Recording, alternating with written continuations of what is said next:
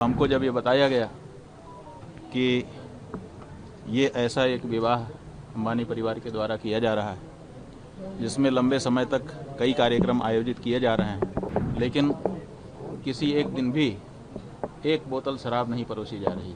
हजारों व्यंजन बनाए जा रहे हैं अलग अलग मौक़ों पर, लेकिन एक दिन भी कोई भी मांसाहार का व्यंजन उसमें नहीं बनाया जा रहा।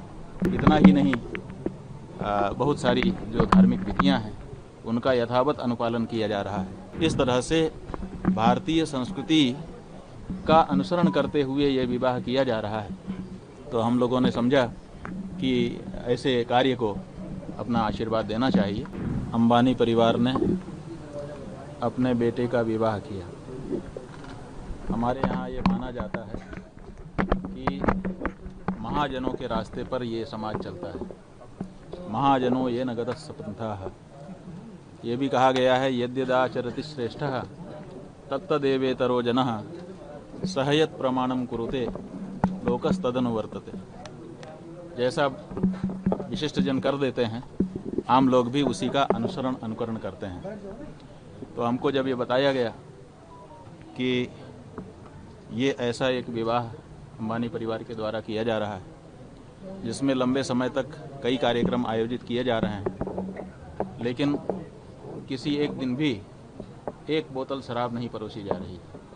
पूरी तरह से इस बारे में दृढ़ता से व्यवस्था बनाई गई है कि शराब किसी भी दिन किसी हालत में परोसी नहीं जाएगी।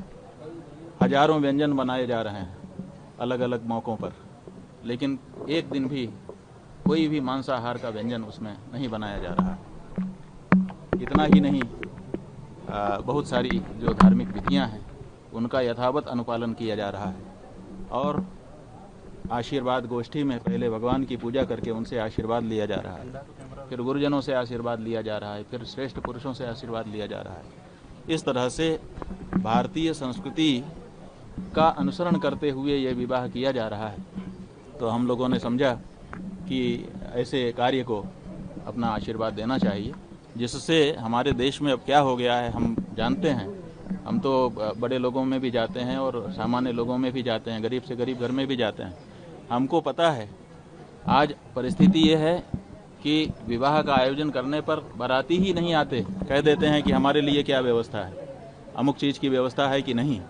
हमारे पास लोग आते हैं रोते हुए कि हम शराब नहीं परोसना चाहते, लेकिन बारातियों की मांग है, महाराज जी हम क्या करें। वो कह रहे हैं कि हम आएंगे ही नहीं, हमारे लिए क्या व्यवस्था है।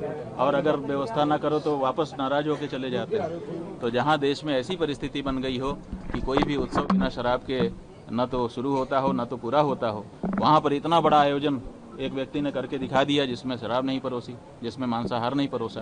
तो ये एक बहुत अच्छा कार्य हम लोगों को लगा। तो हम लोगों ने समझा कि जा करके इनको आशीर्वाद करना चाहिए, और उन्होंने बड़ी श्रद्धा से बुलाया था और मर्यादा रखते हुए सब निभाया भी। स्वामी जी, अखिल भारतीय संत समिति आरोप लगाई है कि संतों को शादी विवाह में नहीं जाना चाहिए, इस पर क्या कहेंगे आप? देखिए, शादी विवाह क्या है पहले ये समझना पड़ेगा। ये जो शब्द बोल रहे हो आप ना, अगर ये उन्हीं के द्वारा कहा गया, संत समिति के किसी व्यक्ति के द्वारा कहा गया शब्द है तो हमारी आपत्ति है। हमारे यहाँ शादी होती ही नहीं है। शादी शब्द ही हमारे हिंदुओं का नहीं है, हमारे यहाँ विवाह शब्द है। तो शादी का तो सवाल ही नहीं है हिंदू में। आप शादी शब्द का उच्चारण ही कैसे कर पाते हो, पहले तो ये बताओ। और दूसरी बात ये है कि विवाह है क्या, तो आप जानेंगे कि हमारे वेद में, हमारे शास्त्र में 4 वर्ण और 4 आश्रम बताए गए हैं। 4 आश्रम में ब्रह्मचर्य आश्रम, गृहस्थ आश्रम, वानप्रस्थ आश्रम और संन्यास आश्रम है। और इनमें चारों में हमारे शास्त्रों ने, विद्वानों ने कहा है धन्यो गृहस्थ आश्रम। गृहस्थ आश्रम सबसे बड़ा आश्रम, सबसे धन्य आश्रम बताया गया है। क्यों? क्योंकि बाकी के जो 3 आश्रम हैं वो भी गृहस्थ आश्रम पर ही निर्भर करते हैं। ब्रह्मचारी के पास कोई उत्पादन नहीं है, वो गृहस्थ आश्रम से ही स्वयं उत्पन्न होता है और गृहस्थ आश्रम से ही उसको खाने पीने को मिलता है, पालन पोषण होता है। इसी तरह से वानप्रस्थ और सन्यासी भी अपने पास कुछ नहीं रखता है, जब उसको भूख लगती है तो गृहस्थ आश्रम के पास जाना पड़ता है। हमारे गुरुजी महाराज कहा करते थे, हम लोग सन्यासी हैं, 23.5 घंटे के शहंशाह हैं।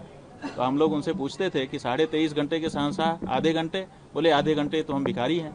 जब हमको भूख लगती है, उसके पहले जब तक भूख नहीं है तब तक तो हम त्याग में, तपस्या में और साधना में लीन रहते हैं। लेकिन जब भूख लगती है तो किसी न किसी गृहस्थ के दरवाजे जा कर के हमको भी भिक्षा याचना करनी पड़ती है और उस समय हम भिक्षुक हो जाते हैं। तो ऐसी परिस्थिति में जो गृहस्थ आश्रम है, उस गृहस्थ आश्रम को अगर हम बल नहीं देंगे तो कौन बल देगा? और अगर हमारा गृहस्थ आश्रम बिगड़ गया तो फिर भारतीय संस्कृति ही बिगड़ जाएगी। इसलिए गृहस्थ आश्रम की इस तरह से अवहेलना न की जाए और ये ना कहा जाए कि गृहस्थ आश्रम में किसी को आशीर्वाद देने के लिए नहीं जाना चाहिए। और ऐसा कोई वाक्य कहीं अपने शास्त्रों में उपलब्ध नहीं होता है। और हमारे जो पूर्व पुरुष हैं, उन पूर्व पुरुषों में पुरी के शंकराचार्य पूज्यपाद निश्चलानंद निरंजन देव तीर्थ जी महाराज का अभी चित्र हमारे पास आया है।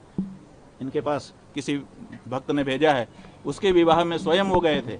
हम लोग तो दूसरी तरह की मर्यादा में बैठ करके वहाँ आशीर्वाद दिए, लेकिन वो तो वर वधू के साथ खड़े होकर के आशीर्वाद दे रहे हैं।